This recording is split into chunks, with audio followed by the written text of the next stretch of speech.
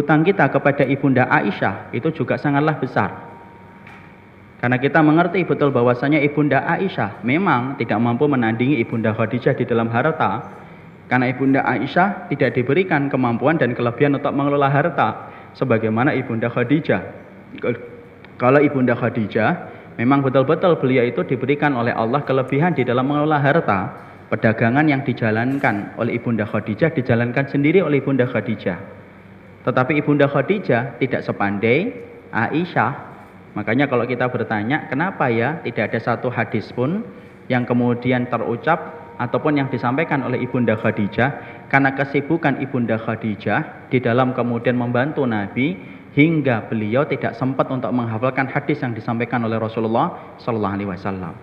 Jadi kalau kita melihat ada seorang sahabat kok sedikit ya riwayat hadisnya, bukan berarti mereka jauh dari Nabi, enggak.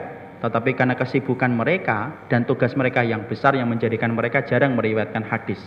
Makanya kalau ibu ditanya, siapa sahabat yang paling banyak meriwayatkan, maka bukan Abu Bakar, bukan Umar, tetapi justru Abu Hurairah, Ibnu Umar, Abu Sa'id Al-Khudri. Kenapa justru mereka? Bukankah sahabat yang paling dekat dengan mereka itu adalah Abu Bakar dan Umar, Utsman dan Ali? Betul. Tapi sahabat-sahabat besar itu mereka sering diberikan tugas-tugas berat oleh Rasulullah untuk kemudian membantu dakwahnya Nabi yang menjadikan mereka tidak sempat untuk menghafalkan dan meriwayatkan hadis dari Rasulullah. Itulah Ibunda Khadijah. Jadi kita harus paham dulu, kenapa sih Ibunda Khadijah kok tidak menyampaikan riwayat hadis. Beda dengan Ibunda Aisyah. Ibunda Aisyah merupakan salah satu wanita yang diberikan kelebihan di dalam menghafalkan sesuatu. Makanya kita dapati bahwasanya Ibunda Aisyah merupakan salah satu di antara 7 sahabat yang paling banyak meriwayatkan hadis dari Rasulullah. Kecuali beliau bukan sahabat, beliau adalah istrinya Rasulullah Sallallahu Alaihi Wasallam. Bahkan dalam beberapa hal, Ibunda Aisyah pernah mengingatkan Abu Hurairah ketika menyampaikan satu riwayat, lalu kemudian riwayat itu kurang benar. Siapa yang membenarkan riwayat itu? Yang membenarkan riwayat itu adalah Ibunda Aisyah radhiyallahu anha. Jadi kalau kemudian kita ditanya, mana yang lebih afqah? Mana yang lebih faqih, mana yang lebih paham tentang din dalam masalah hadis? Jawabannya bukan Abu Hurairah, tetapi jawabannya adalah Ibunda Aisyah radhiyallahu anha. Karena sesungguhnya beliau diberikan kemampuan untuk melakukan semuanya itu. Hingga kita mendapati bahwasannya Ibunda Aisyah, maka kita hutangnya itu besar. Kalaulah bukan karena Ibunda Aisyah, maka kita tidak akan pernah tahu apa yang terjadi dalam kehidupan rumahnya Rasulullah. Ya, kita akhirnya tahu bagaimana mandi janabahnya Rasul. Kita akhirnya tahu bagaimana hukumnya ketika mandi bareng-bareng dengan suami. Kita tahu bagaimana hukumnya ketika Rasulullah itu tidur. Kita ngerti akhirnya bagaimana Rasulullah ketika menjalani malam. Bagaimana Rasulullah ketika bersama dengan istrinya. Semuanya akhirnya kita tahu. Dari siapa? Bukan dari Abu Hurairah, bukan dari Ibnu Umar, bukan dari Abu Sa'id Al-Khudri, tetapi kemudian dari Aisyah radhiyallahu anha. Maka ribuan hadis maka kemudian telah disampaikan oleh Ibunda Aisyah. Coba kita bayangkan, kalau Ibunda Aisyah tidak menyampaikan ini, maka sesungguhnya kita akan banyak luput dari sunnah-sunnahnya Rasulullah Sallallahu Alaihi Wasallam. Pantas apa Ustadz?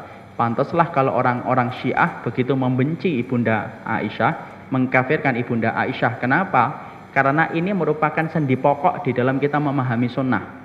Ibu tidak akan pernah memahami sunnah, saya tidak akan pernah sempurna memahami sunnah kalau kita tidak mengambil hadis dari Rasulullah.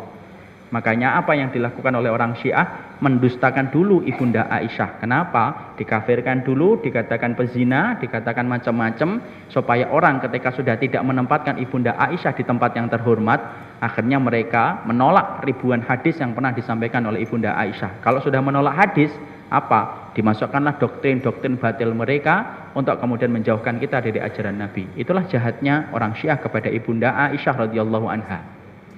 Ya, orang yang pernah dituduh berzina dengan siapa? Sofwan bin Mu'attal radhiyallahu anhu, padahal beliau adalah sahabat Rasulullah sallallahu alaihi wasallam.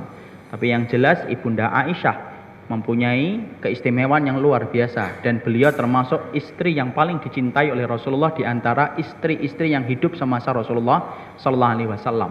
Menempati cinta yang begitu besar, termasuk wanita yang paling muda dinikahi oleh Rasulullah sallallahu alaihi wasallam. Dan Ibunda Aisyah memang memiliki rasa cemburu, tetapi cemburunya Ibunda Aisyah itu memiliki faedah. Apa faedahnya? Akhirnya kita ngerti Bagaimana sih seorang wanita ketika mereka cemburu, dan kita ngerti bagaimana Rasulullah memperlakukan istrinya ketika cemburu, disebabkan karena rasa cemburunya Ibunda Aisyah akhirnya menjadi ilmu. Itulah bedanya kita dengan Ibunda Aisyah. Cemburunya beliau menjadi ilmu dan hadis, kalau cemburunya sekarang mungkin tidak jadi ilmu dan tidak jadi hadis.